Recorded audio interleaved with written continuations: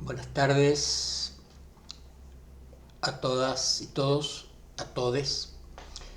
En primer lugar, mi agradecimiento a las organizadoras y organizadores de este G13 por la cordial invitación y la deferencia para esta conferencia inaugural, cuyo título es Mi patria es toda la extensión de América, la larga marcha de Francisco de Miranda al no al ALCA. Son algunas reflexiones que quiero compartir con ustedes respecto de los proyectos de unidad latinoamericana formulados a lo largo de poco más de 2 siglos.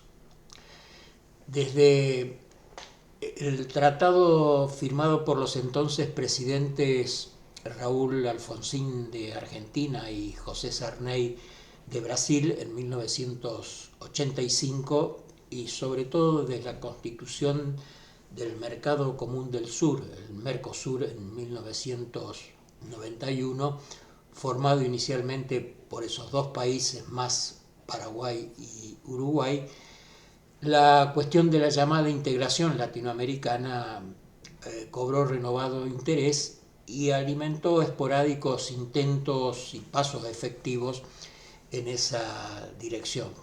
Vaivenes de avances y retrocesos que han caracterizado y caracterizan a esta experiencia y que se explican en buena medida por las fluctuantes y cambiantes coyunturas políticas de cada uno de los países integrantes del Mercosur. Avances que han sido y son más notables cuando nuestros países tienen gobiernos conocidos como progresistas o nacionales populares y su estancamiento cuando no retroceso bajo los designios neoliberal o claramente de derecha. Acabo de decir la llamada integración latinoamericana y cobró renovado interés. Ahora bien, ¿son estas formas correctas para abordar la cuestión? La respuesta es sí y no. Sí, porque es cierto que ese acuerdo y sus derivas posteriores son parte de una muy extensa tradición, que ya tiene, como decía recién, más de 200 años, que se remonta, por lo tanto, a un tiempo en el que todavía éramos colonia de España y Portugal, y habría que decir también, para recordarlo, de Francia, porque no debemos olvidarnos de Haití. Y no, porque buena parte de los proyectos que se elaboraron a lo largo de esos 2 siglos solo tardíamente fueron de integración. Toda una larga primera parte que abarca todo el siglo XIX y parte del siglo XX fueron proyectos de unidad latinoamericana. Integración latinoamericana y unidad latinoamericana no son necesariamente sinónimos. Tal como se han formulado los proyectos, la integración es una propuesta básicamente económica, en sentido estricto, la creación de un gran mercado común. La unidad, en cambio, es una propuesta de creación de una organización política, social, económica, cultural, bajo la forma de un Estado supranacional, una comunidad de naciones o, en el extremo, una nación latinoamericana o bien un Estado plurinacional y pluriétnico capaz de contener e integrar las diversidades. La inexcusable apelación a las propuestas de unidad formuladas en el pasado permite un doble ejercicio analítico no desprovisto de intencionalidad política.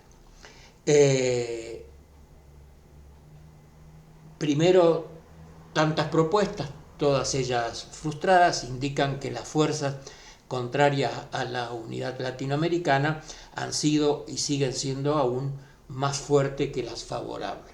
Segundo término, tales propuestas deben ser tenidas en cuenta más como antecedentes que abonan una tradición que como contenido del proyecto del siglo XXI, si bien algunas de aquellas propuestas decimonónicas tienen una notable actualidad y por lo tanto vigencia y hasta diría necesidad de ser llevadas adelante. Alguna vez el filósofo y sociólogo panameño Ricaurte Soler escribió que no hubo una nación latinoamericana que desapareció con la llegada de los europeos y que hoy debemos restaurar. El continente que los conquistadores europeos llamaron Europa no constituía originariamente un espacio unido, sino fragmentado, con mayores o menores relaciones entre sí, pero con numerosos y frecuentes conflictos, conquistas, etc. La unidad fue en ese sentido un resultado de la dominación colonial, por lo menos en el mundo hispanoamericano o en el sistema colonial español en América. Eso dio lugar a un gran espacio, la América española, a otro menor, pero con tendencia expansiva, la portuguesa, la América portuguesa en Brasil, y una aún menor, la francesa, centrada sobre todo en el área del Caribe, del Mar Caribe y en alguna región de la Guayana.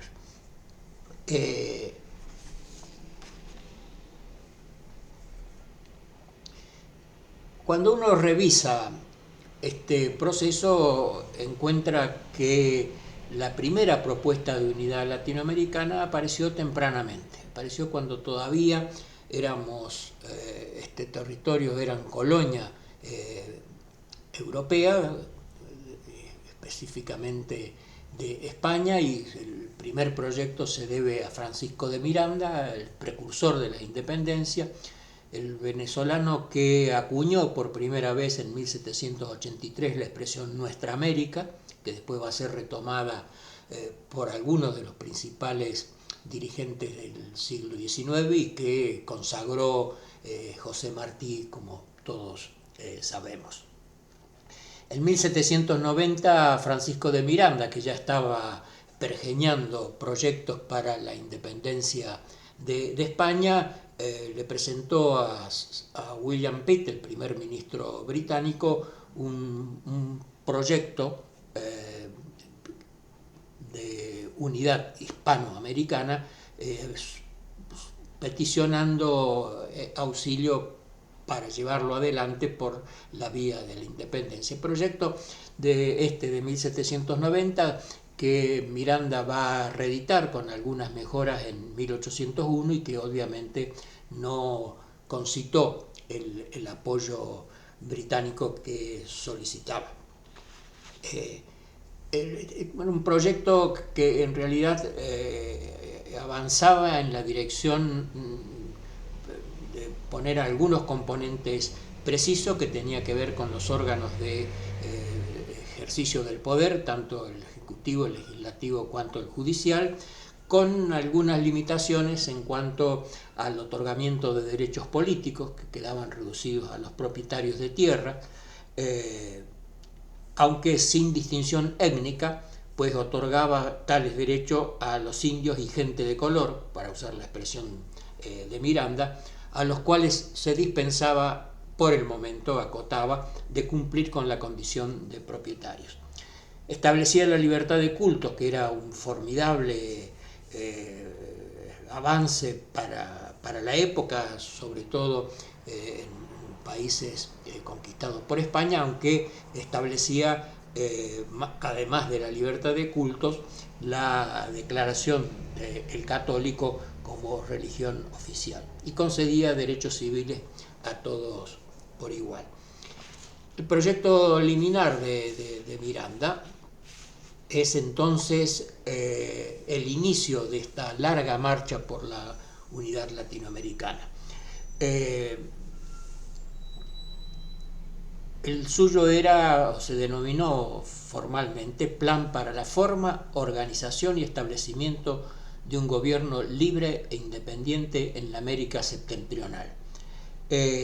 América septentrional era, en el lenguaje de entonces y durante casi todo el siglo XIX, todo el territorio que se extendía al sur de los Estados Unidos, que no es al sur del río Bravo como ocurre desde la ocupación norteamericana de buena parte, la mitad del territorio norte mexicano, sino precisamente ese límite mucho más amplio del que conocemos actualmente.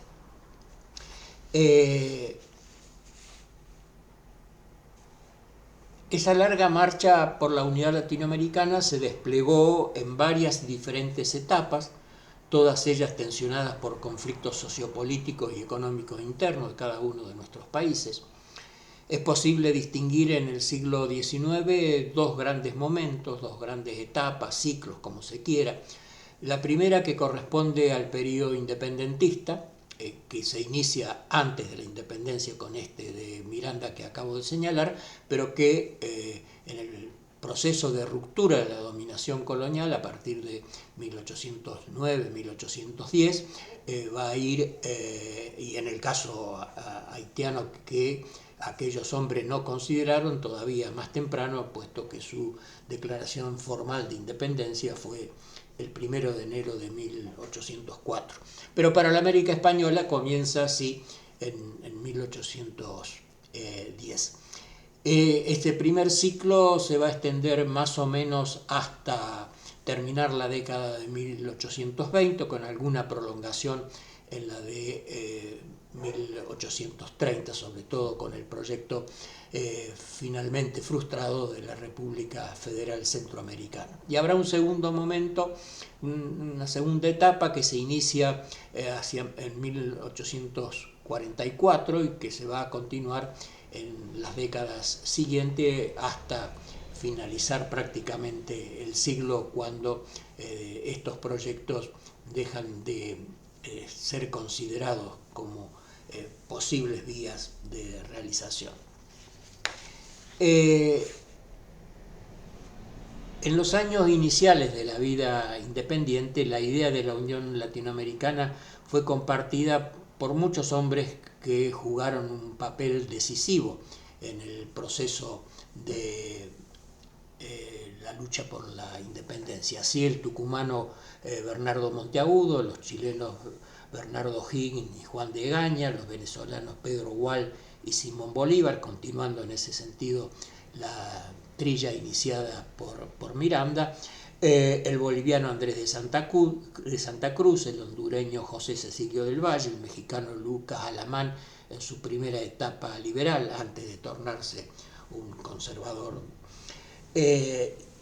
Más tarde, en la década de 1840, es Juan Bautista Alberdi, el tucumano, quien retoma la idea, y en las décadas siguientes los chilenos Francisco Bilbao y Benjamín Vicuña Maquena, el peruano Francisco de Paula González Vigil, los colombianos José María Torres Caicedo, José María Samper y Justo Arosemena, que luego será panameño, puesto que era originario de esa provincia que hasta 1903 fue provincia de Colombia, y el cubano José Martí completando el ciclo.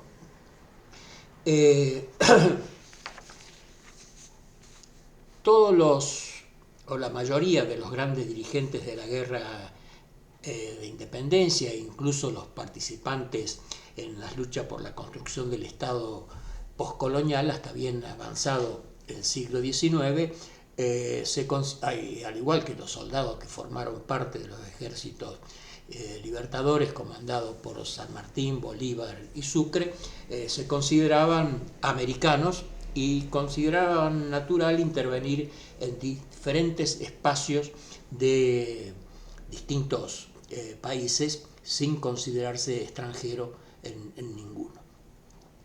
Así, los venezolanos Simón Bolívar, Antonio José de Sucre y Andrés Bello, el guatemalteco Antonio José de Lizarri, los rioplatenses Bernardo Monteagudo, José de San Martín y Gregorio Las Heras, el granadino Juan García del Río, para citar solo algunos nombres de los que se incluyeron dentro de la perspectiva que acabo de señalar.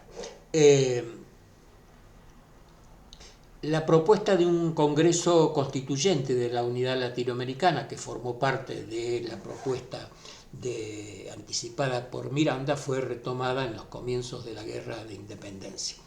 El primero de ellos, uno de los primeros, fue el dominico mexicano Servando Teresa de Mier, un fraile que en 1812 propuso la constitución de un congreso a reunirse en el Istmo de Panamá para favorecer y fortalecer el proceso independentista de España. La primera mitad de la década siguiente, la de 1820, fue el momento más alto del proyecto unificador.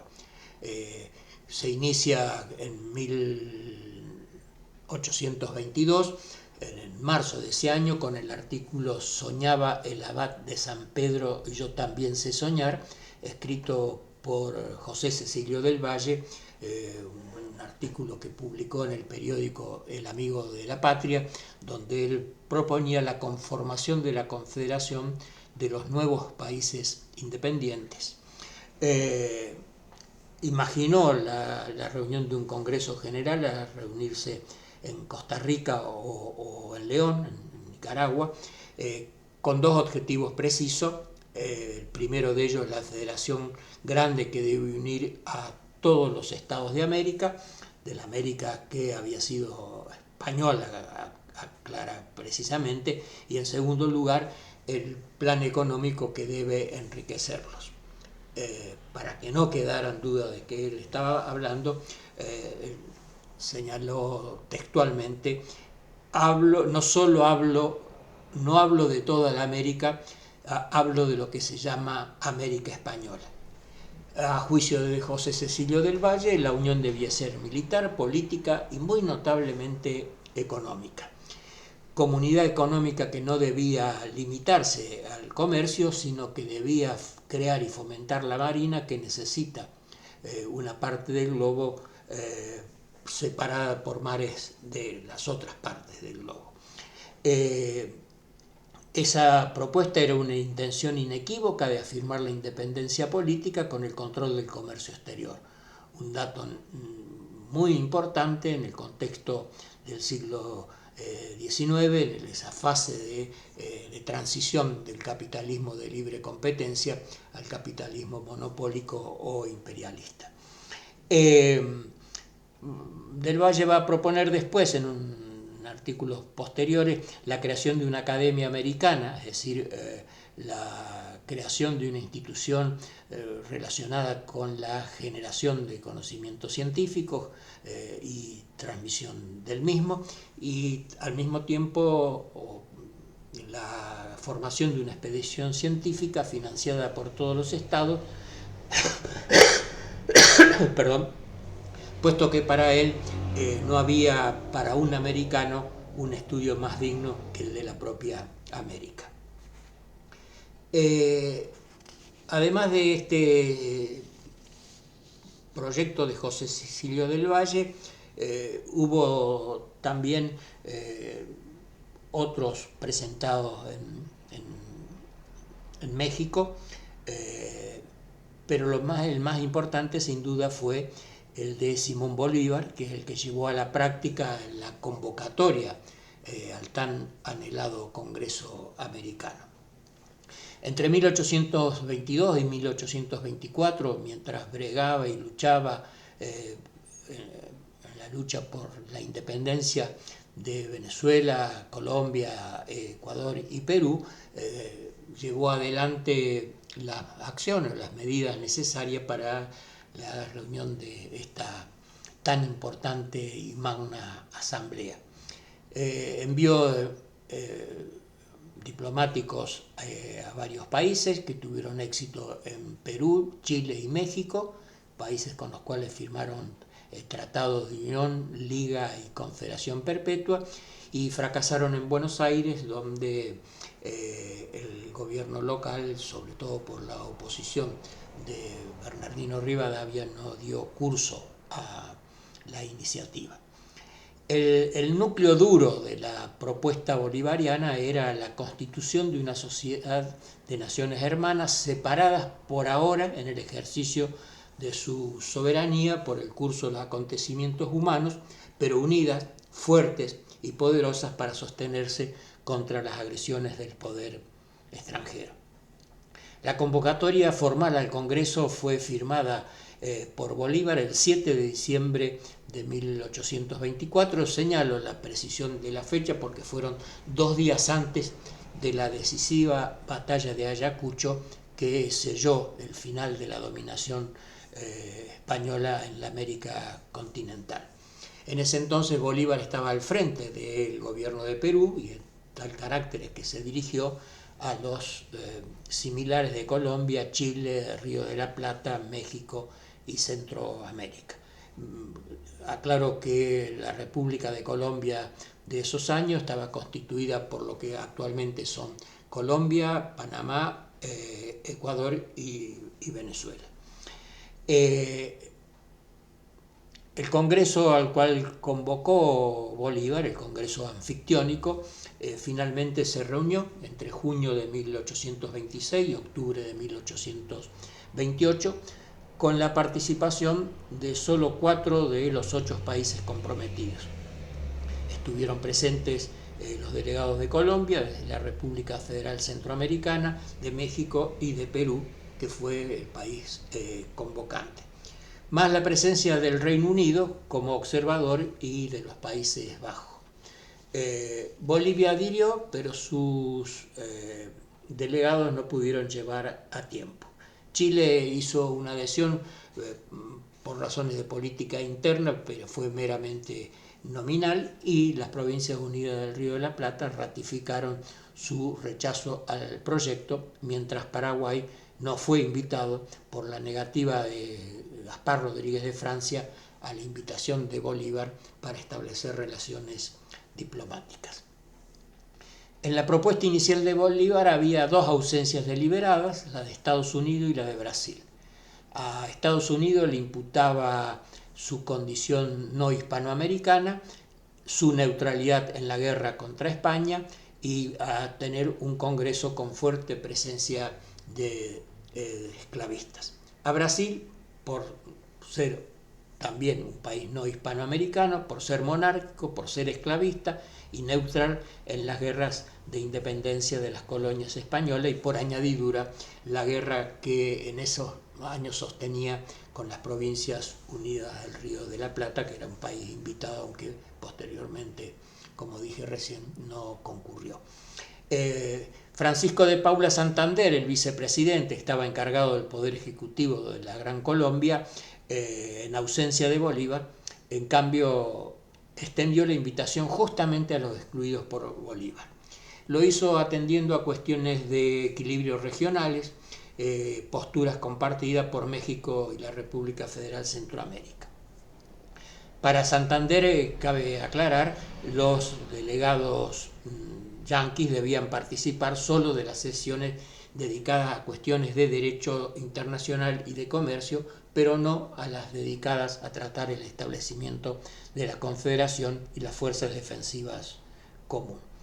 La invitación al Reino Unido, obvia en el contexto de la época, lo era en tanto la mayor potencia mundial de esos años, y tenía una pretensión estratégica inequívoca: facilitar la participación de Brasil y las Provincias Unidas del Río de la Plata, con importantes lazos con el Reino Unido, y sobre todo disuadir a la reaccionaria Santa Alianza Europea de todo intento de restablecimiento de la dominación colonial en América. El Congreso anfictiónico sesionó en Panamá, en la ciudad de Panamá, entre el 22 de junio y el 15 de julio de 1826. La ciudad de Panamá fue elegida por Bolívar, al igual que lo había sido en la propuesta de José Cecilio del Valle, por encontrarse en un lugar más o menos equidistante de los países invitados. Pero en razón o en virtud de la insalubridad del clima, el alto costo de la vida, la escasez de alojamiento relativamente confortable y una epidemia de fiebre amarilla o de vómito negro, como se lo llamaba en la época, se decidió rápidamente el traslado de los congresistas a la villa de Tacubaya, en México. En el lapso que transcurrió entre el cese de las sesiones en Panamá y la reanudación de las mismas en Tacubaya, se produjo la defección peruana por acción de la facción antibolivariana y la incorporación de los representantes norteamericanos.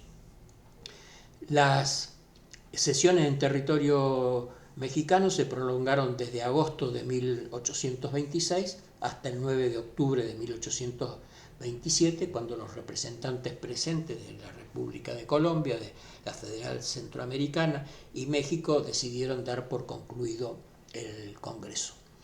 En síntesis, los congresistas aprobaron un tratado confederativo, un código defensivo y dos acuerdos precisando la normativa de aquellos otros dos. El Tratado de Unión, Liga y Confederación Perpetua fue el resultado más importante, sirviendo de base a los intentos posteriores. El fracaso del ambicioso proyecto bolivariano se explica por un conjunto de razones entramadas de manera compleja. Cabe señalar las disensiones internas en México y en la República Federal de Centroamérica, el crecimiento de la oposición a Bolívar, a quien algunos imputaban pretensiones hegemónicas, cuando no dictatoriales, sobre la Liga, y a la acción disolvente de los delegados norteamericanos. Todo ello se aunó para frustrar este intento de construcción de la unidad política y la nacionalidad más amplia de Occidente. La estrategia norteamericana, y esto fue muy bien señalado por Raúl Porras Barrenechea y por Germán de la Reza, que es probablemente el mejor conocedor de esta experiencia, entienden que las instrucciones de los delegados estadounidenses entrelazaban dos estrategias. Una, proteger la independencia y neutralidad estadounidense, y la otra, asegurar la futura hegemonía norteamericana sobre el resto del continente. De la Reza señala muy bien que los posicionamientos de los delegados yanquis marca un deslinde de una envergadura tal que la misión de sus delegados rayó claramente en el sabotaje a las deliberaciones.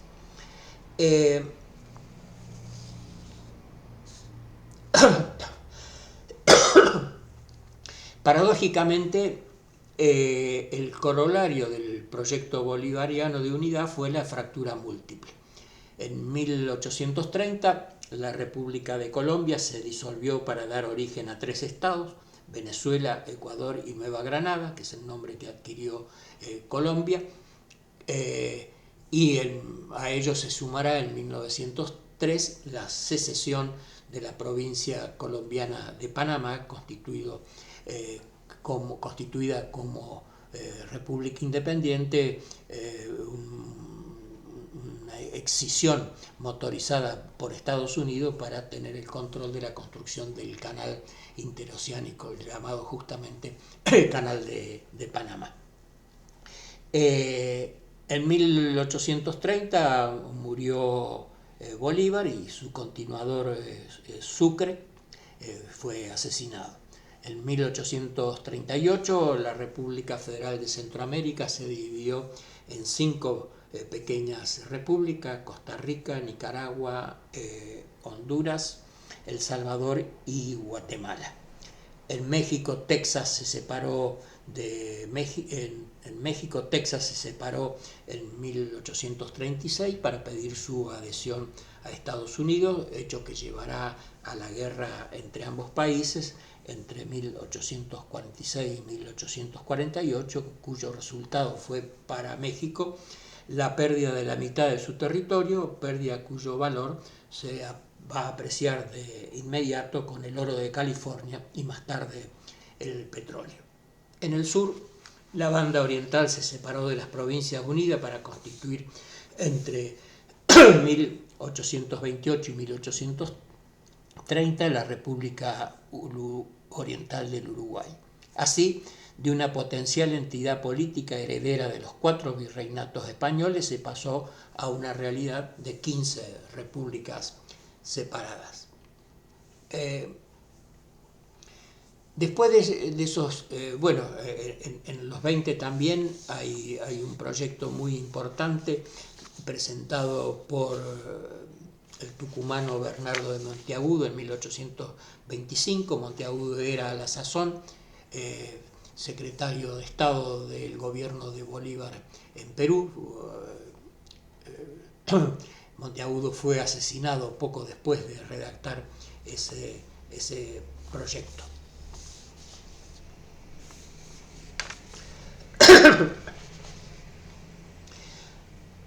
Hay que esperar hasta 1844 para que vuelva a presentarse un proyecto de cierta envergadura. En este caso corresponde a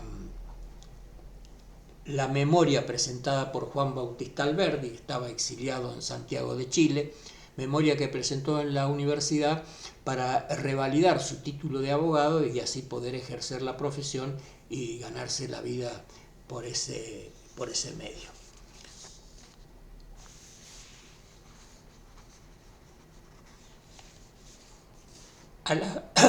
A la propuesta de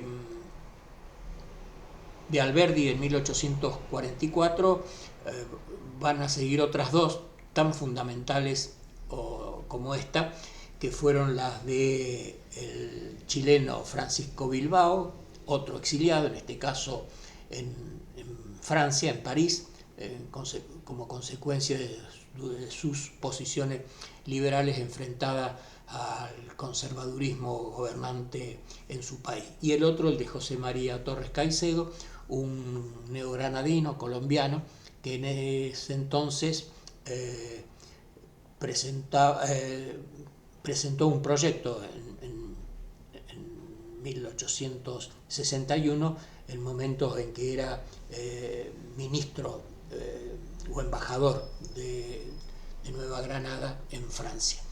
En su propuesta de 1856, que Bilbao formuló ante un número de latinoamericanos que a la sazón estaban en su mayoría exiliados en Francia, se acuñó por primera vez la expresión América Latina. Y señalo esto porque en general se ha hecho sentido común la idea de que la expresión América Latina fue el resultado de las pretensiones colonialistas de Napoleón III, de la cual abonaba la invasión a México, pero en realidad hay que hacer una distinción semántica, una distinción en el plano del lenguaje, porque en la precisión, en la formulación francesa, que en realidad fue hecha inicialmente a comienzos de los años 1830 por Chevalier, un viajero francés que recorrió México y Estados Unidos. En la propuesta francesa, América Latina, Amérique Latine, se escribía latina con minúscula, mientras que en la propuesta de Bilbao y después de Torres Caicedo, latina se escribía con mayúscula. Y esta distinción entre minúscula y mayúscula no es una distinción trivial, es una cuestión fundamental. Escribir latina con minúscula implica apelar a una dimensión cultural cultural, lingüística, religiosa, si se quiere, también. En la medida en que diferenciaba de la América anglosajona. No se escribe América anglosajona las dos palabras con mayúscula como sí se escribe América Latina. La distinción entonces puesta en minúscula implica esta dimensión de carácter cultural, religioso, lingüístico. Mientras que por el otro lado América Latina poniendo ambas expresiones, ambas palabras con mayúscula, implica apelar a una propuesta de organización política de unidad de alcance continental. En las propuestas de Alberdi, Bilbao y Torres Caicedo, todas ellas inspiradas filosóficamente en Immanuel Kant, tenían objetivos bien precisos. No se trataba de formulaciones retóricas, se trataba de verdaderos proyectos de unidad latinoamericana en las que se contemplaban diferentes cuestiones a las cuales rápidamente, por razones de tiempo, resumo, pero que tenían que ver con la constitución y la adopción de algunas acciones y medidas concretas, tales como el establecimiento de un órgano de ejercicio del Poder Ejecutivo, cuanto del Poder Ejecutivo, Legislativo y del Judicial, en este sentido retomando la propuesta originaria de Miranda, pero reformulándola conforme las enseñanzas de estas varias décadas que mediaban entre uno y otro de estos proyectos. Estaba prevista la definición de una ciudadanía hispanoamericana. En los primeros proyectos Brasil estaba excluido, esto se va a incorporar posteriormente. Arreglo de límites territoriales para zanjar los diferentes conflictos que ya se presentaban entre los países herederos de la dominación colonial española. Tratados de comercio, códigos de comercio, navegación, creación de una flota mercante propia, creación de un banco, creación de una moneda única, creación de una universidad de alcance latinoamericano. Fíjense usted, habrá que esperar hasta comienzo del siglo XXI, de este siglo que estamos transitando, para que la UNILA sea la realidad ya pergeñada por aquellos hombres a mediados del siglo XIX. La regulación del derecho marítimo, una cuestión central para afirmar las relaciones comerciales, particularmente el comercio exterior. La creación de una marina mercante era otro signo de independencia. La abolición de las aduanas interiores, la uniformidad del sistema de monedas, de pesas y de medidas.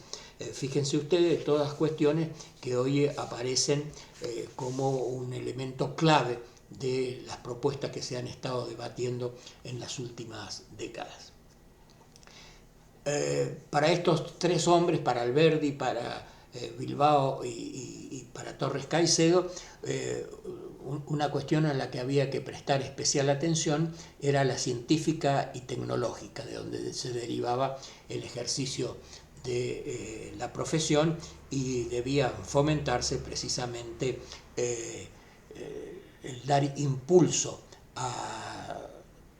y garantías a las acciones llevadas adelante por inventores o autores de inventos, o de escritos o de publicaciones que supusiese un avance para el desarrollo de nuestros países. La construcción de un vasto sistema de caminos internacionales fue otro de las grandes propuestas concretas formuladas en estos tres proyectos. Donde hay una diferencia importante es en la cuestión de la guerra o de la organización militar. Para Para Alberdi, que como ustedes saben era un gran enemigo de la guerra, la que consideraba un crimen, así se llama su texto, el crimen de la guerra, el Congreso debía tener, el Congreso al cual él peticionaba que se convocase, debía tener como objetivo la consolidación general de la paz americana. Eso, a su juicio, debería permitir el espíritu militar, que era, a su juicio, una aberración impertinente que ya no tenía objeto en América. Para él, la independencia americana, su dignidad y prerrogativa no debían descansar en las bayonetas de sus pueblos. En este sentido, en cambio, Bilbao y Torres Caicedo van a tener posturas diferentes, puesto que no van a descuidar la constitución de Fuerzas Armadas encargadas de velar por la defensa de la soberanía. En los tres autores, en Alberdi, en Bilbao, en Torres Caicedo, está explícita su oposición a la participación norteamericana, en el Congreso, recordando lo que había ocurrido en el anfictiónico de los años 20, pero también a la acción expansiva de Estados Unidos, que sobre todo en los años 50 y 60, con la invasión a territorio centroamericano llevada adelante por el aventurero William Walker, con el apoyo solapado o no tanto del Departamento de Estado norteamericano y algunos de los grandes capitalistas neoyorquinos. Para Bilbao era muy claro que Estados Unidos representaba para América Latina un gran problema. A los Estados Unidos de América del Norte se oponía la existencia de los Estados desunidos de la América del Sur. Y esto era, a juicio de Bilbao, un elemento importante, clave, decisivo para avanzar en la dirección de la unidad. La unidad en la identidad del derecho y la asociación del derecho, diría Bilbao.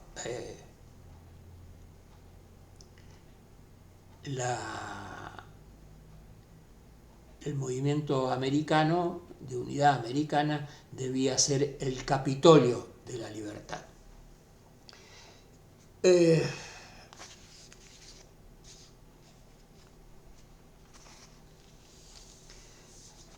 Hay también, para añadir algunos componentes más de las propuestas contenidas, sea en Alberdi, en Bilbao o en Torres Caicedo,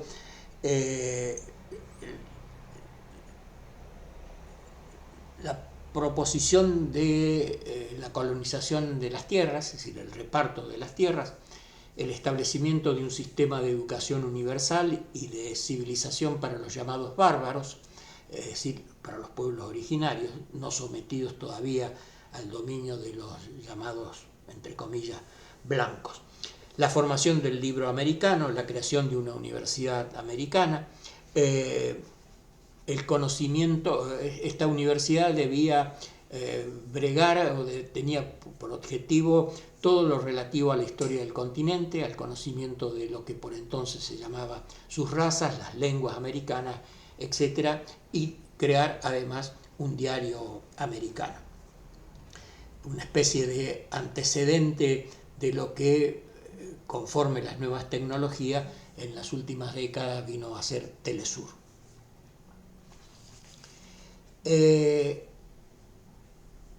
En Juan Bautista Alberdi había un punto significativo que hoy no podría ser reivindicado de ninguna manera, que era la necesidad de someter a los pueblos originarios de la Araucaria y la Patagonia. Y en ese sentido, la proposición de Alberdi retrocedía 20 años respecto de la que había formulado con un notable anticipo José Cecilio del Valle en los años 20, quien bregaba por considerar iguales y otorgar derechos a los pueblos originarios.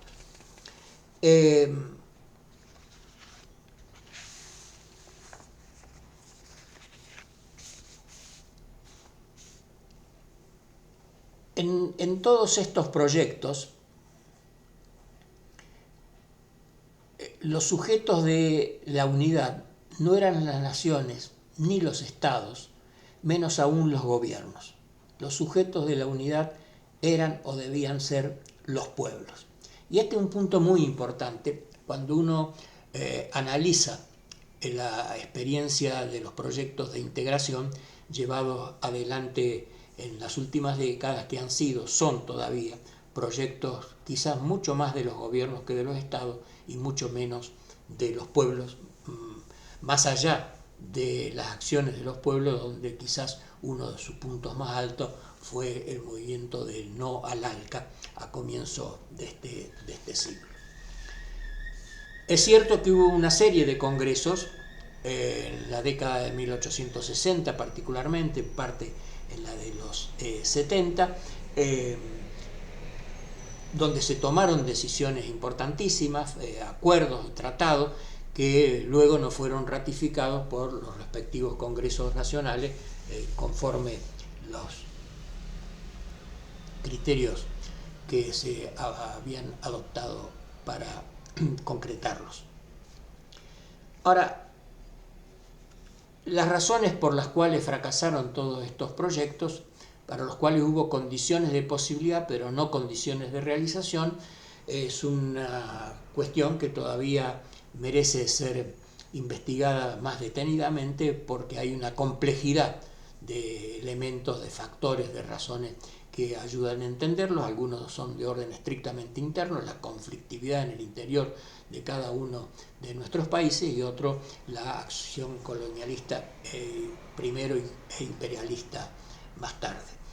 El reiterado fracaso de los proyectos de unidad latinoamericana potenció un viejo anhelo, proyecto de Estados Unidos, el de su expansión continental, pero sin descuidar al norte, como lo prueba la compra de Alaska a la Rusia zarista en 1867. Esa pretensión expansionista es congénita de la Constitución de los Estados Unidos de América del Norte y fue advertida muy tempranamente, tan tempranamente como en 1783, apenas 7 años después de que las 13 colonias se independizaran de Gran Bretaña, con la ayuda de España y de Francia, por el muy lúcido conde de Aranda, ministro del rey Borbón Carlos III de España, que hizo su apreciación en el contexto de la disputa con Inglaterra por Oregón y con México por Texas. Es en ese contexto, 1845, cuando el periodista John O'Sullivan va a acuñar una expresión tristemente célebre para los latinoamericanos, la del destino manifiesto. Según O'Sullivan, la providencia le había asignado a Estados Unidos el destino manifiesto de extenderse por todo el continente. Mientras el Reino Unido tuvo una fuerte presencia en el continente, ella operó como un freno a las tendencias expansionistas de Estados Unidos, aunque no impidió las intervenciones militares yanquis en diversos países y ocasiones. Según algunos historiadores, esas acciones fueron al menos 64 directas entre 1845 y 1900. Cuando Gran Bretaña pasó a poner su interés prioritario en África, trasladándolo desde el Caribe, es cuando Estados Unidos intensificó sus intenciones anexionistas, que comenzaron con los renovados interés de comprar la isla de Cuba a la monarquía española. En Cuba sobre todo y en Nicaragua casi a la par, por el control del lago de Nicaragua, que se pensaba como la vía más eficaz para la construcción del canal transoceánico. La década de 1880 va a ser la del cambio decisivo de la estrategia norteamericana, que va a combinar violencia y diplomacia. La violencia, cuya manifestación más alta fue la guerra contra España, la guerra de Cuba en 1898, resultas de la cual España perdió sus colonias americanas de Cuba y Puerto Rico en el Caribe y Filipinas, Guam y las Islas Marianas en el Pacífico. Esto fue el núcleo duro de la política impulsada por Theodore Roosevelt, que era secretario de Estado y que luego será presidente en la década de 1910, cuya política se reducía o se sintetizaba en la expresión habla suavemente y lleva un gran garrote, la política del garrote como se la ha conocido generalmente.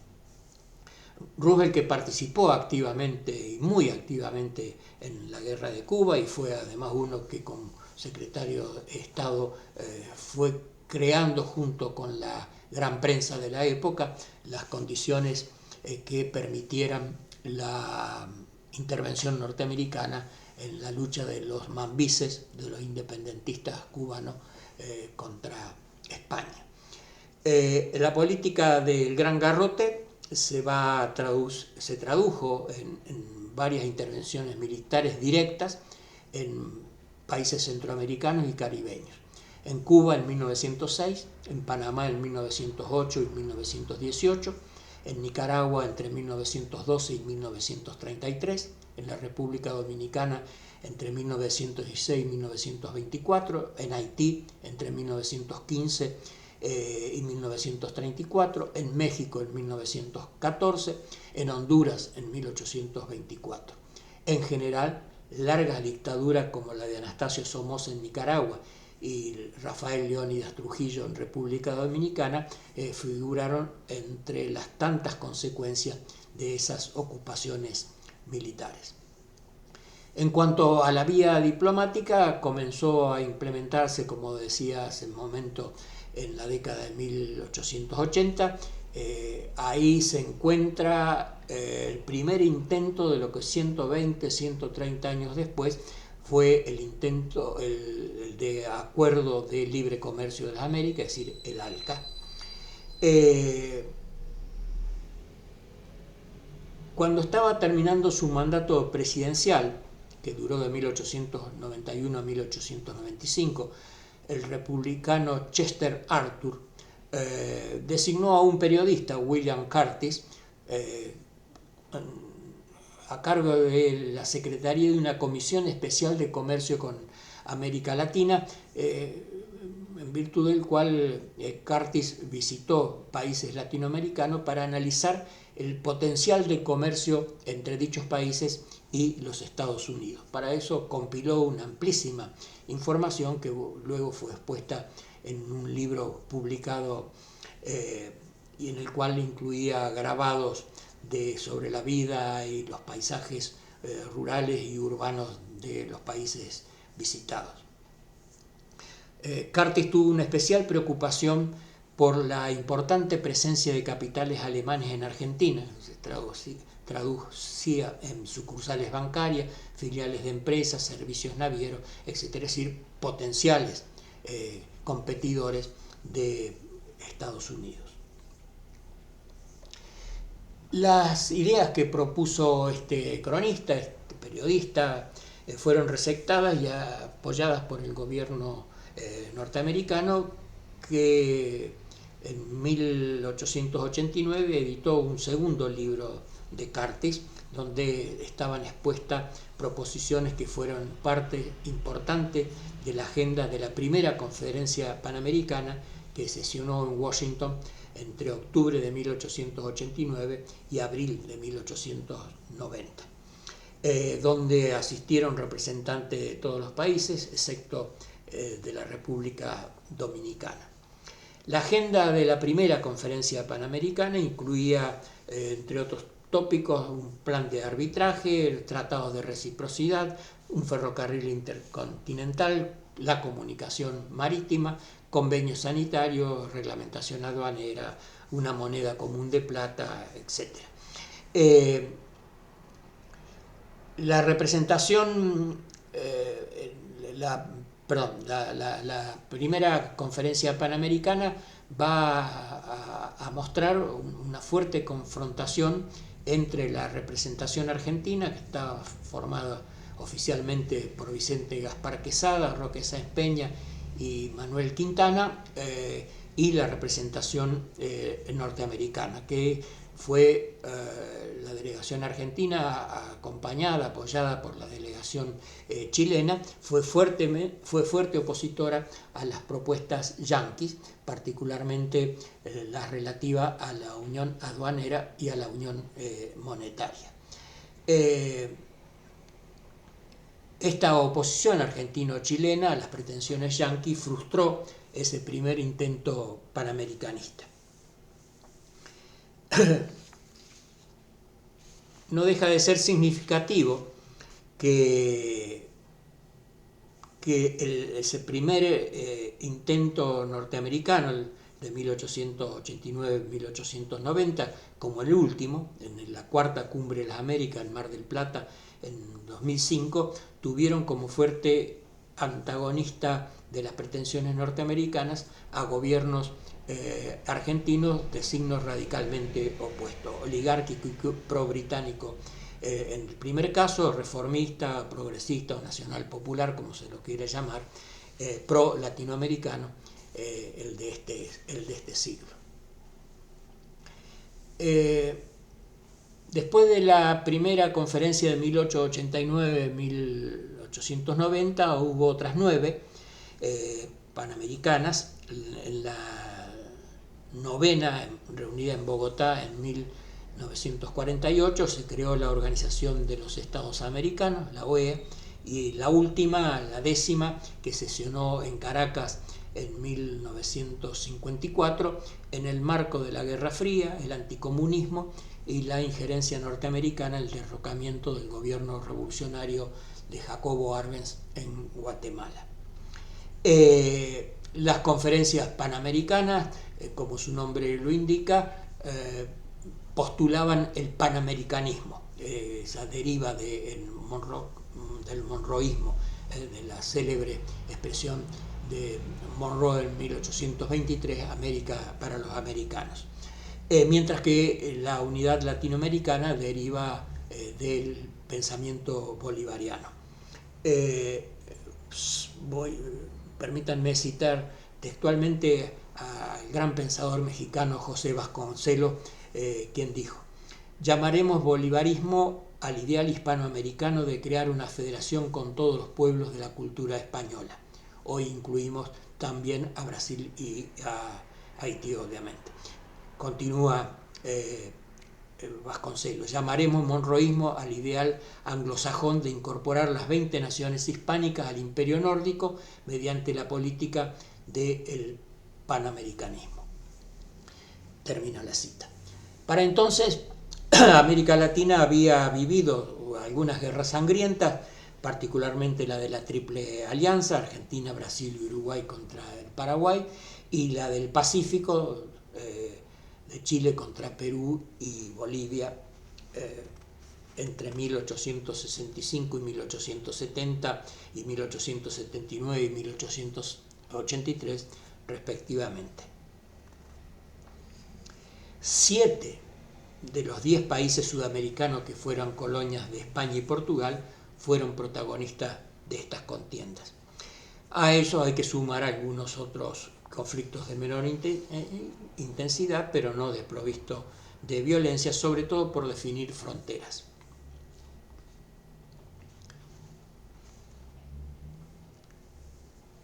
El panamericanismo fue entonces el intento norteamericano de desplazar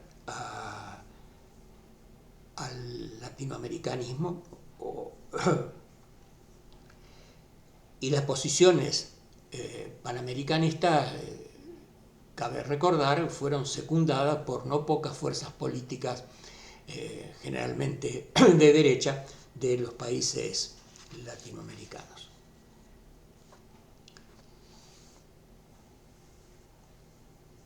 Cuando restaban pocos años para celebrar el centenario de las primeras independencias, el originario objetivo unificador se había evaporado y casi por completo, y estaba recuperado solamente por algunos intelectuales y políticos, tales como los argentinos José Ingenieros, Alfredo Palacios y Manuel Ugarte, los peruanos Víctor Raúl Haya de la Torre y José Carlos Mariátegui, el uruguayo José Rodó, el socialista chileno más tarde, el nicaragüense César Augusto Sandino y más tarde el socialista chileno Oscar Valls, que propuso crear una unión de repúblicas socialistas de América Latina en una vía de un socialismo independiente tanto de la socialdemocracia cuanto de la internacional comunista o el comunismo soviético.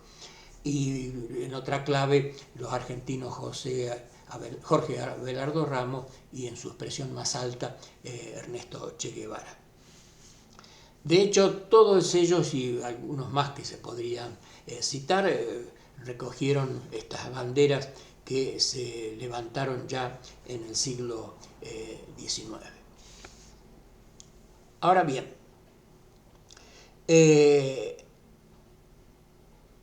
uno de los más entusiastas campeones de la causa de la federación de las antiguas colonias españolas y portuguesas fue el argentino Juan María Gutiérrez, al cual hay que sumar el cubano José Martí, que recuperó la expresión inventada por Francisco de Miranda y le dio identidad propia, Nuestra América. Aunque Martí y sus compañeros pelearon contra España, como antes lo habían hecho los americanos de las otras colonias, tenían bien claro que el verdadero enemigo era Estados Unidos, porque a diferencia de sus predecesores, Martí no fue anticolonialista, sino antiimperialista, una consecuencia necesaria del pasaje de una situación a otra. Para ir concluyendo, todo proceso histórico de cierta identidad necesita apelar a nuevos valores, tradiciones, símbolos y representaciones destinados a crearle un imaginario social. Como diría Vasco, una representación colectiva, si se quiere utilizar la expresión de Emil Durkheim. Se trata, dicho sintéticamente, de una invención, una tarea inequívocamente política.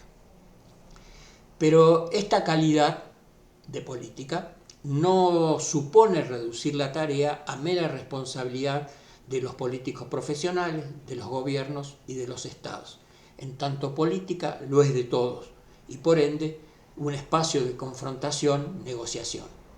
Quienes trabajamos en los ámbitos de la cultura, de las ciencias sociales, de la educación, de las artes, no podemos resignar esta construcción intelectual en terceros, tanto más cuanto toda tradición inventada recurre, en la medida en que es posible, a la historia como legitimadora de las acciones y la cohesión colectivas.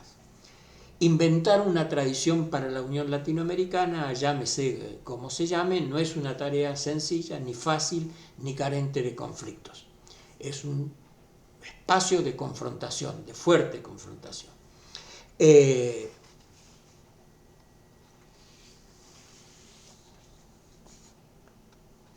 este sentido,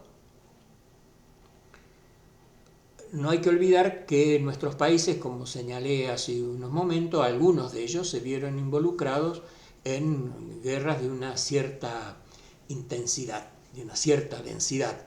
Y en ese sentido, esto nos remite a una comparación con la historia europea y al proceso de la Unión Europea, un proceso atravesado por niveles de conflictividad interna, muchísimo más graves, agudos y persistentes que los latinoamericanos.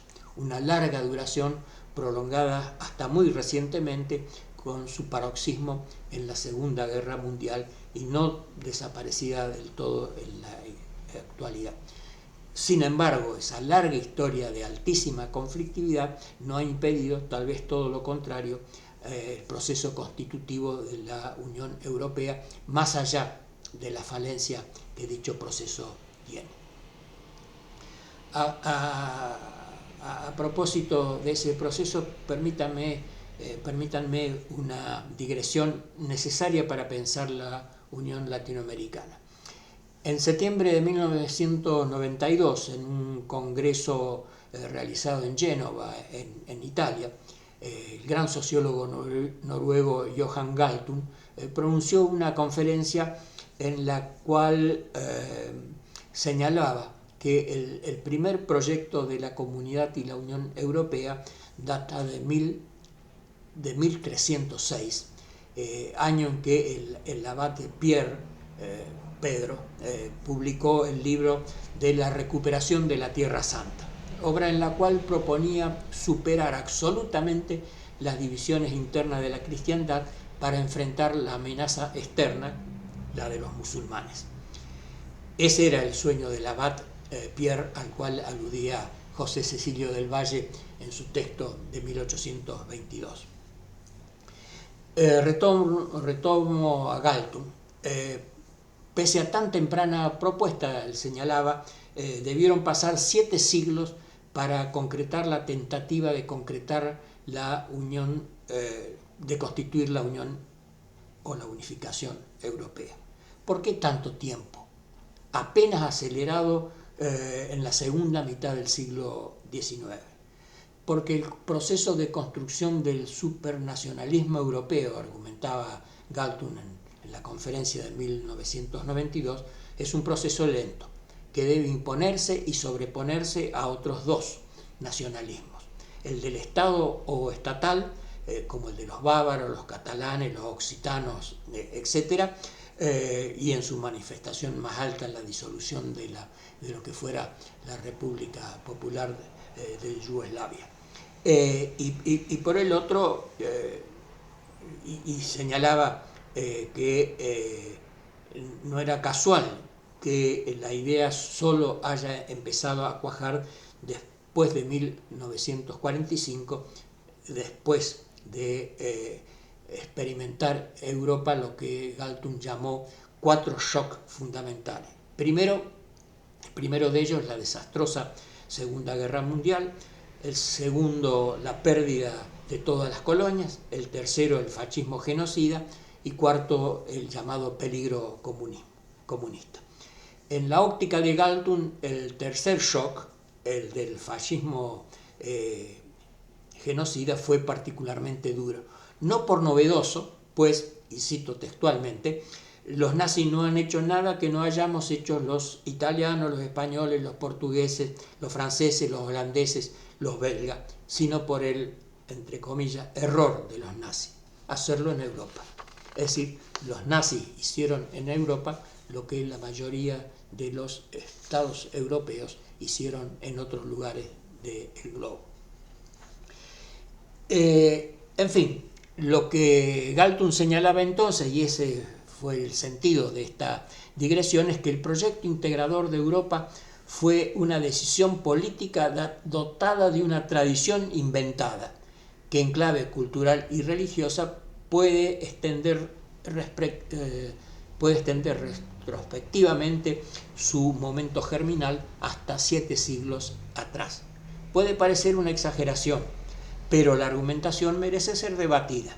Inventar una tradición significa buscar y encontrar en el pasado una clave que, resignificada, sea capaz de dar cuenta de un proyecto actual. ¿Cuál será esa clave en nuestro caso? De cualquier modo, hay un ancho campo de disputa para coincidir en la invención del proyecto de la Unión Latinoamericana. Permítanme, ya cerrando, algunas consideraciones adicionales para pensar dicha unidad latinoamericana hoy. No pocos promotores de la misma han señalado y señalan como una ventaja para ella la herencia de la comunidad o coincidencia lingüística, herencia que a mi juicio debe ser descartada. Pensar en esa comunidad básicamente castellano y o portuguesa parlante es menoscabar la multiplicidad de lenguas que se hablan en América Latina el espacio en el cual existe la mayor riqueza lingüística del mundo. Están registradas 99 familias lingüísticas. La población actual de la región supera los 500 millones de habitantes, de los cuales más o menos el 10% es indígena, como media regional, con el extremo más alto en Bolivia y Guatemala, donde alcanza el 66% y el 40% respectivamente. Esto como pueblos originarios, es decir, sin tener en cuenta la amplia faja de mestizos. Si se quiere un poco más de precisión, hay 5 pueblos indígenas: quechua, náhuatl, aymara, maya yucateca y maya quiché, que superan los millones de personas, mientras otros 6, mapuche, maya quechí, cachiley, mam, mixteco y otomí, tienen poblaciones que oscilan entre medio y 1 millón de habitantes. El 87% de los hombres y mujeres descendientes de los pueblos originarios de América Latina y el Caribe viven en México, Bolivia, Guatemala, Perú y Colombia, mientras el restante 13% se distribuye en 20 países. El colectivo es de 522 pueblos originarios que hablan 420 lenguas distintas, de las cuales 248 estaban consideradas a pocos años atrás en peligro de desaparición. Debe prestarse atención al hecho de que de esas 420 lenguas, 103 son transfronterizas, es decir, se hablan en 2 o más países, destacándose el quechua, que se habla en 7 países: Argentina, Bolivia, Brasil, Colombia, Chile, Ecuador y Perú. Los quechua parlantes se estiman entre 9 y 14 millones, seguido de los guaraníes, que se calculan entre 7 y 12. Son cifras de algunos años atrás que hoy seguramente deben ser reconsideradas en alza. Como es dable apreciar, número más, número menos, se trata de presencias que no pueden ignorarse, salvo que quiera repetirse, como en el pasado, la denigrante política de imponer una etnia, una cultura, una lengua, una religión a una diversidad de etnias, culturas, lenguas y religiones, cada una tan valiosa y preservable como cualquiera. Ningún proyecto democrático, inclusivo y plural de unidad latinoamericana puede soslayar la cuestión lingüística. Las 420 lenguas de los pueblos originarios de lo que llamamos América Latina son repositorios de historias, conocimientos, cosmovisiones, saberes y valores, es decir, culturas. Ignorar las lenguas es entonces ignorar las culturas que ellas transmiten. Más aún, no puede pensarse en dar a los pueblos originarios la posibilidad de recuperar sus creencias religiosas y filosóficas enajenadas por los conquistadores, o al menos la de elegir entre las propias y las impuestas. ¿Desde dónde construir la unidad latinoamericana? ¿Desde los gobiernos y o los estados, o desde los pueblos, o desde unos y otros? Los resultados serán distintos si el camino es una u otra de las opciones. Toda construcción desde arriba puede que sea más rápida, pero sus bases serán débiles. Ahí está la experiencia europea para probarlo, proceso que, como Edgar Morin primero y Ulrich después señalaron, es feble porque es una construcción hecha con carácter elitista, como caracteriza Beck. Construirla desde abajo es más lento, complejo y por ende más largo, pero es la única forma de dotarla de basamento sólido. Cuanto más tiempo se tarde en seguir este camino, tanto más moroso será ya no coronar el proceso, sino poner los cimientos. Por cierto, no es fácil decidir qué tipo de pozo hay que hacer para la construcción. Como en la de edificios, todo depende del suelo. En la metáfora, los suelos son las culturas, las memorias colectivas, los imaginarios sociales, la autoconciencia que los hombres y las mujeres de cada país latinoamericano han ido forjando a lo largo de su vida independiente. En 1865, José María Torres Caicedo formuló un diagnóstico acertadísimo, hoy más imperioso incluso que entonces. Cito textualmente: los intentos de liga y unión, desde el Congreso de Panamá hasta el de Lima, no avanzaron porque los gobiernos partícipes han tenido en mira las relaciones entre ellos más bien que las relaciones entre los pueblos. Han querido estatuir sobre puntos de menor importancia, olvidando los grandes intereses continentales. Cierro la cita. No se contribuye a forjar una conciencia latinoamericana y latinoamericanista y un imaginario social de unidad supranacional si no se crean y utilizan los instrumentos imprescindibles para tal tarea. ¿De qué sirve que gobiernos proclamen su visión unitaria, unificadora y o integradora si al mismo tiempo cotidianamente los hombres y las mujeres a los que gobiernan tienen expresiones xenófobas, racistas, discriminatorias para con hombres y mujeres de pueblos a los que paradójicamente se llama hermanos? En 1891 José Martí reclamaba que se enseñara la historia de América desde los tiempos de los incas hasta el presente, aunque no se enseñara la de los arcontes griegos, pues la primera, decía, nos es más necesaria que la segunda. Al respecto, obviamente lo tienen en claro, nuestros sistemas educativos atrasan más de un siglo. Definir un proyecto actual de unidad política, de unidad latinoamericana, no puede ser más que el resultado de una confrontación política de fondo. La unidad no puede hacerse con sociedades que hoy tienen o luchan por tener modelos estructurales distintos, aunque prime el capitalista. La unidad debe admitir la diversidad que ya era entendida por José Cecilio del Valle, para quien esa diversidad era una ecuación intercambiable. Las experiencias actualmente en curso, si bien tienen el mismo déficit que Torres Caicedo señalaba en la de su tiempo, es decir, son más de los gobiernos, incluso más que de los estados, que de los pueblos. Registran ya algunas posiciones positivas, aunque todavía sujetas a los vaivenes de cambio de signo de la orientación política de los gobiernos, porque son precisamente políticas de los gobiernos y no de los estados, pero cabe señalar la importancia de la Unión de Naciones Sudamericanas, la UNASUR, con sus variados consejos sectoriales, la más amplia comunidad de estados latinoamericanos y caribeños, la CELAC, que acaba de renovar su intención de seguir avanzando, y en una clave geográfica más restringida, la Alianza Bolivariana para los Pueblos de Nuestra América, la ALBA. A veces la dialéctica de la historia suele mostrar explícitamente las oposiciones.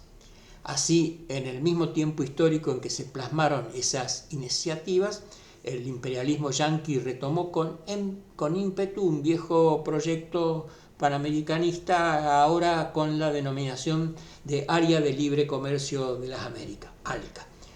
Vino viejo en odre nuevo, acompañado por gobiernos neoliberales. Una cuña peligrosa para la unidad ha sido la Alianza del Pacífico, así es todavía a pesar de su debilitamiento. Otra vez, pero con otro signo y mayor fuerza, la oposición latinoamericana frenó el intento. La gran diferencia de 2005 con 1889-1890 se encuentra en el hecho de que ahora esa oposición fue y es mucho más de los pueblos que de los gobiernos. No es suficiente, pero no es poco.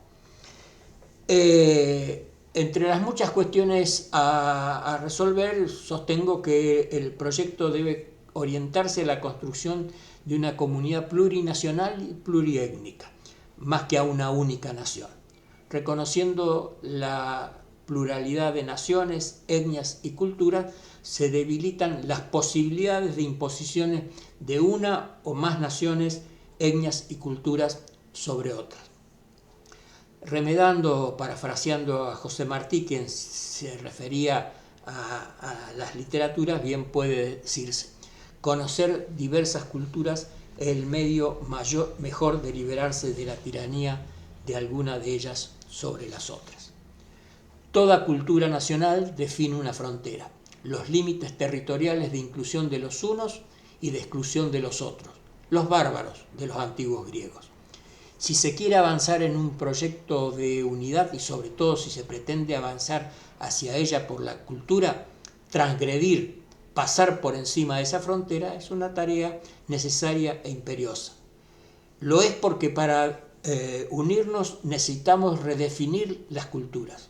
Construir un nuevo y diferente nosotros requiere como una inicial condición necesaria aceptar al otro y su discurso, capaz de permitir la superación de la implícita actitud espontánea de neofobia de la que es portadora toda cultura, a modo de coraza contra eventuales contaminaciones. El venezolano Simón Rodríguez, más recordado por haber sido el maestro de Bolívar que por la injundia de su pensamiento que hay que rescatar del olvido, escribió en 1828 palabras que hoy son plenamente vigentes. La América española es original. Original han de ser sus instituciones y su gobierno, y originales los medios de fundar uno y otro. O inventamos o erramos, termina la cita. De eso se trata, de inventar o de errar, no de imitar, porque si lo hacemos erraremos y para yerro con el de la Unión Europea basta y sobra.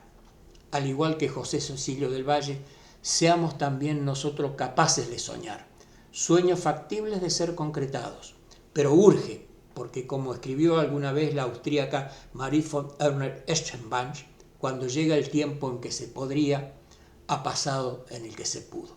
Hoy, las palabras de Francisco Bilbao, escritas hace más de 150 años, son tan rigurosamente actuales como urgentes. Ha llegado el momento histórico de la unidad de la América del Sur. Se abre la segunda campaña que a la independencia conquistada agregue la asociación de nuestros pueblos, recordando que lo que América del Sur era, en las palabras de Francisco Bilbao, la América Latina de hoy. Y es que la lucha por la unidad de América Latina debe ser, sí, política de Estado, no solo de los gobiernos, pero antes y siempre debe ser, sobre todo, política de los pueblos. Los gobiernos son contingentes, los pueblos permanentes. Muchas gracias.